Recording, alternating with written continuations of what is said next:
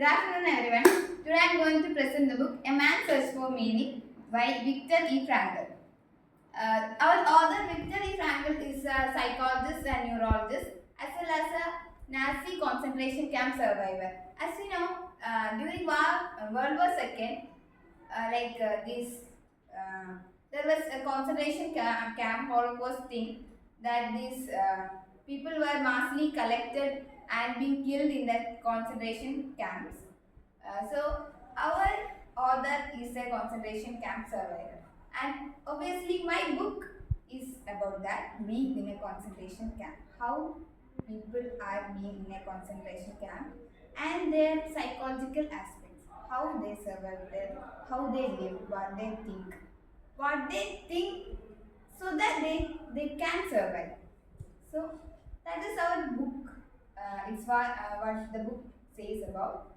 And in the concentration camp, our author was uh, in the concentration camp. He was introduced to the concentration camp, and he was literally everything of his own was taken away. Even one have a good piece of clothing that was also taken away by these peoples, and uh, like everything they had good, even if it was a shoe or a cloth or a belt, everything was taken away. And these people, whoever was physically fit, was like taken to forced labor. They are used for the work. And the others, those who were not physically fit, they were killed. They were killed in gas chambers. And these people who are physically fit was taken to the labor. And our author was selected. He was in the camp. So he had mere clothing that, like, it was a freezing cold area. So he is having a mere clothing, and like food was also like literally given very less, like a piece of bread or a little amount of soup for the whole day. And like they were literally starving, like just for namesake they were given food. And this much people, they're just uh, keeping these people for their own sake, so they were treated like very badly, like a slave. So this is the situation we have. So the thing is, like, we have nothing, we are trapped, like we have to survive anyhow. Okay, that is the situation. So the previously presented peoples, they were like introducing motivational things, how to be good, how to earn money, how to be rich, how to be successful. Those were the topics, but my topic is a bit different. That is how to survive. How to survive in a place that is like you have nothing of your favorism, nothing that support you, everything will be like negative, because here the situation is like a prisoner. He is trapped there. He have no way to survive. Like not to survive, to escape. Like if in this concentration camp you try to escape and you got caught, then you are killed. Either to stay there or get killed. So we have to survive there. So that is our situation. Like we are totally trapped and we have to survive. So taking this example to our life situation, I'm thinking like what Sarah you felt when you first came to this university. You are new to some environment, and it's just a new environment, and we'll be stuck if something in our life changed suddenly, or we are introduced to a changed situation, we'll be stuck. I'm trapped. Let's pack and go. I'm asking Sarah because I know what she felt.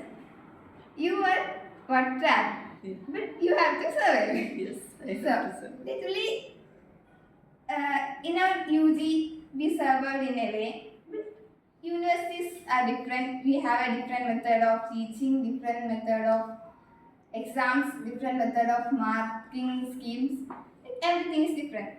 Some people will survive, some people struggle to survive. So, I was like, when I came also, I was like, okay, I am trapped. Should I stay or not? Should I run away or should I take the TC and run? Because everything was different. Whatever teachers are teaching, I am not understanding. Whatever they are giving, a lot of presentations, lot of exams, everything like lot of stress. Literally, when I came here, it was stress and stress and stress. But we can escape because we already took admission. Anyway, we have to survive. So survival is the skill that we want to have because we don't know where we are going to get to. Okay. So in this, the author survived. It is a concentration camp and he survived. How? What do you think? How he survived? Determination. Any other answers? Maybe hope. Mindset. Hope. Strong mindset. Okay. Any other? The author says that those who have a why to live will survive anyhow. That we should have a why. Like if I ask why, for what reason? Why are we living? Why, not how. For some purpose, right? We are living for some purpose. If we are coming to this university because we want a PG. That is our purpose. We are doing this PG because we want to get a job. Yes. We have some purpose. We have a why. We are living. That have an answer. That answer makes us live.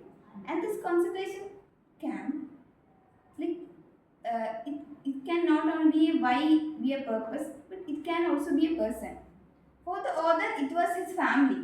He know that he is in a concentration camp, but there is a family who is waiting for him outside. So that why, that thing, that family, that persons, that those people made him live or made him alive. Okay, so that is the one thing that we should have a mind.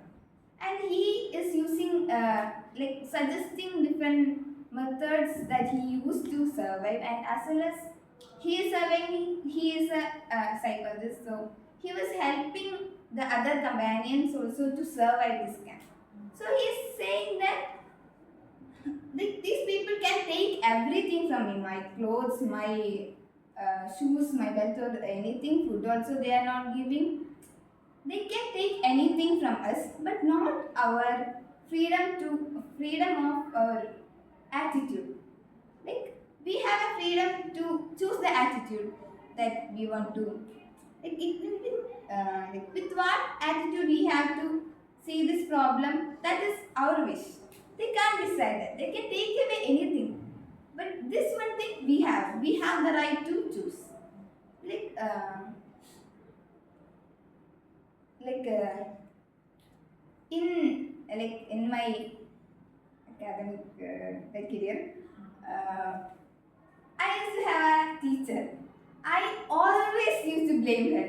Like, this teacher is not good. She is teaching very bad. She is giving so much assignments. I can't bear him. What kind of a teacher is she? Like that, I always used to blame.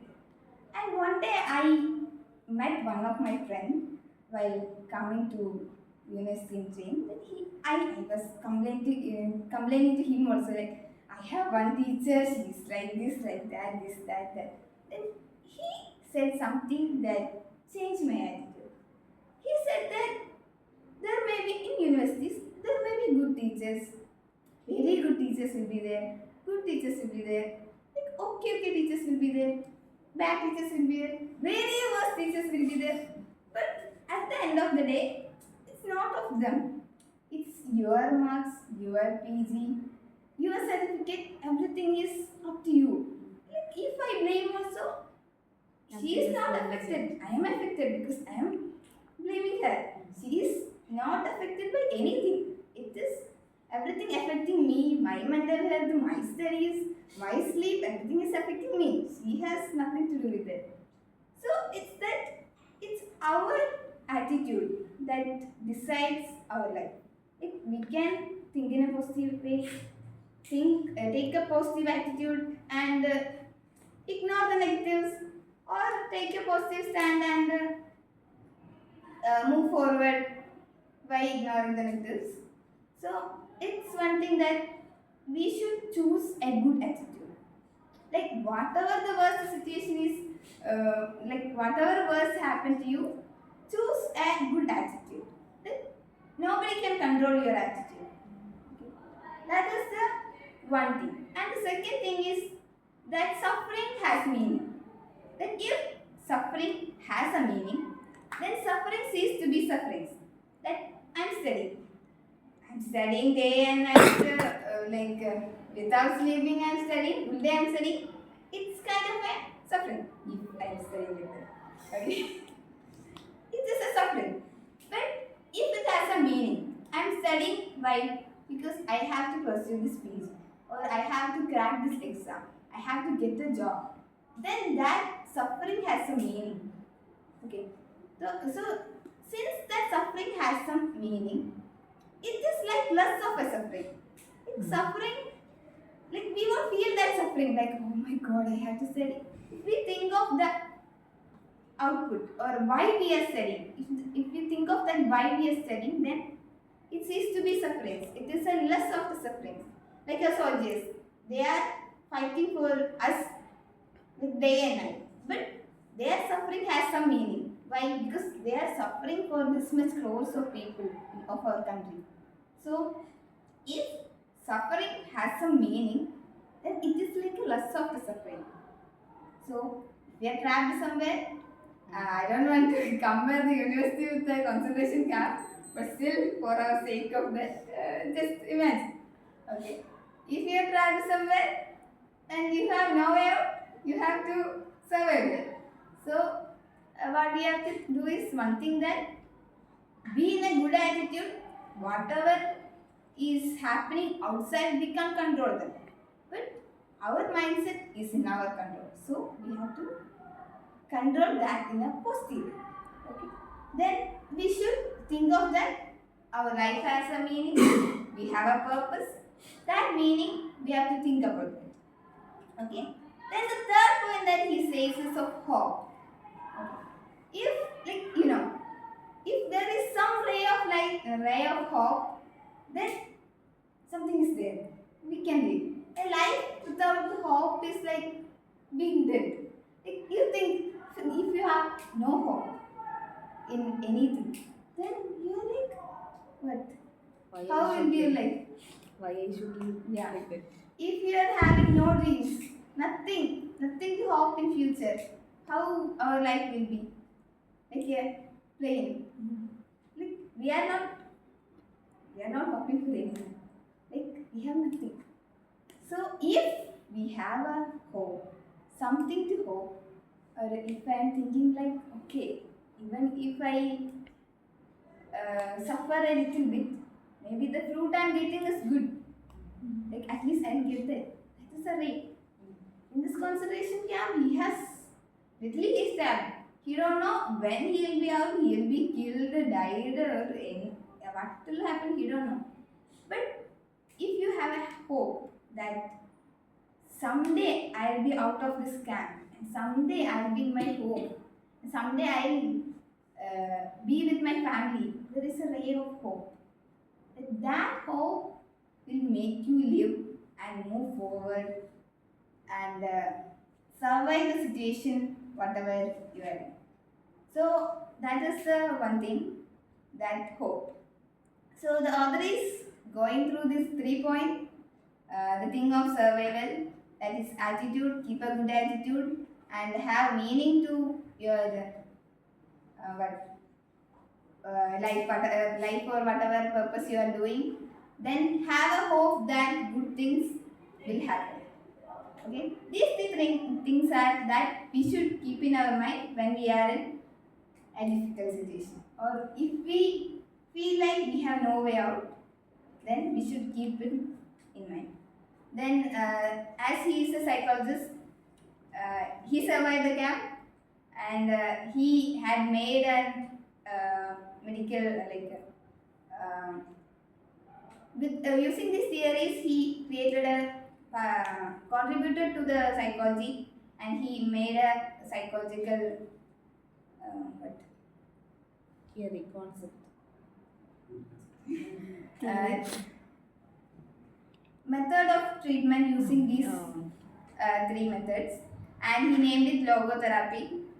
And that is the book about. It's kind not kind of very dry, but it is having so many psychological aspects, and he's explaining it, that connecting to the concentration camp and all. Literally, it's not about the camp and suffering, but how they lived and how they survived, in what mentality they were gone through, in the camp they were gone through a different mentality that not necessarily every normal human being might be gone through. So how to survive such a situation, like where you have no way out, you are in a loop or cycle which you have no way out. How to live there, how to survive, and how to be happy where you are not supposed to be. You have no way to be happy. And that is my book all about.